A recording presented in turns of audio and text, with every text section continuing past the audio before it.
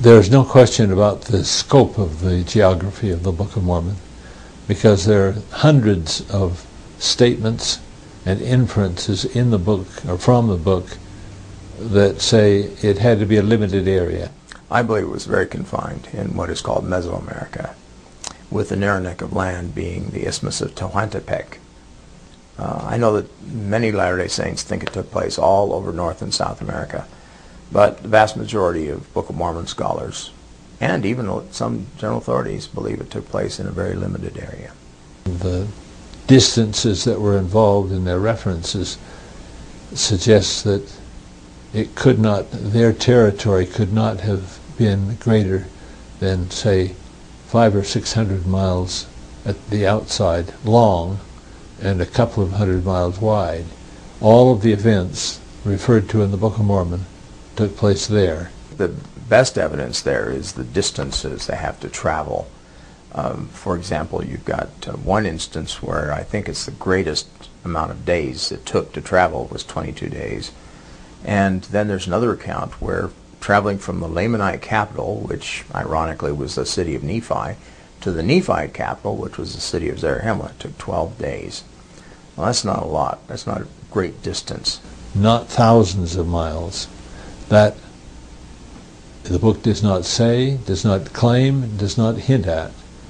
So there is a geography around a narrow neck of land that accommodates all of the movements and all of the distances, but it limits it to a few hundred miles in extent. It was obvious to early members of the church, talked about a land northward, a land southward, and a narrow neck of land. It was the most obvious conclusion in the world to assume that meant North America, South America, and then Central America, the Isthmus of Panama. But in fact, when you look at the distances in the Book of Mormon, of which there are a great many given, a few days' journey here, a few days' journey there, you realize this area can't be more than a few hundred miles on any side. It's a very small area. Again, much like biblical Israel or Palestine.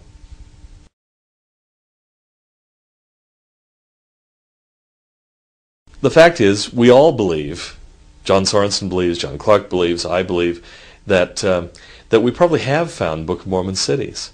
We just don't know, because there aren't inscriptions informing us of what their names were. We don't know the names of these cities. I'm not aware of any of them in Book of Mormon times where scholars know the native name for that site. When the Maya began carving the glyphs into stone so that they were preserved, one of the things that they would carve into stone is called an emblem glyph. And the emblem glyph is a set of pieces of information all put together that long ago scholars recognized was specifically connected to a certain site.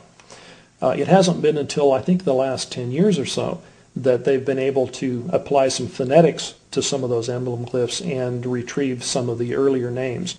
The knowledge of those names, again, has to come after AD 250 because that's when they started carving them. Most are going to come after 400, AD 400. You have to be lucky enough to find one that we can interpret, and you've probably got a handful. The next issue with the handful of glyphs that we can identify is that they all come from areas that are outside of what's considered the geography for actual Book of Mormon peoples. Now, Palenque is outside the area that John Sorensen, for example, identifies as Nephite and Lamanite lands. Palenque has nothing to do with the Book of Mormon. In the geography that I espouse, Palenque belongs in the east wilderness of the Lamanites. And Palenque was a nothing little, not even a town, just a kind of a village until after 400 AD. So that's, again, a straw man. It's not a serious point. He could have stood in St. Louis and made the same point about St. Louis. It was built much later. It has nothing to do with the Book of Mormon, and it's therefore not a Nephite city.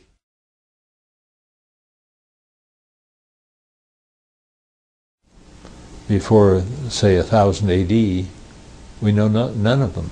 The last article I looked up indicated that there are, I think, 30 some odd emblem glyphs where we knew the emblem glyph, which means that the maximum number of names that we could know would be 30, and I don't think we know that many.